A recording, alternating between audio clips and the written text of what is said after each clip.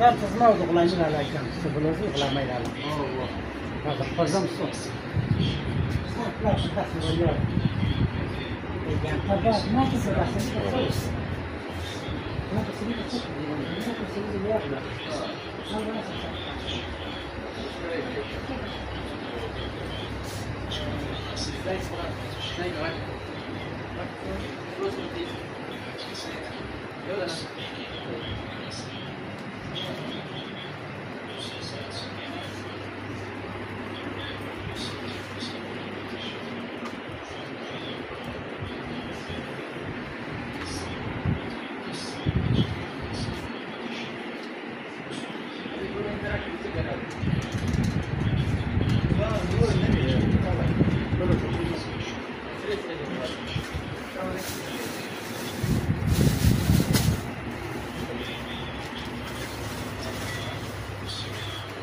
हनूज़ी की सबसे बेहतरीन और मियारी अशिया बनाने वाली बेकरी।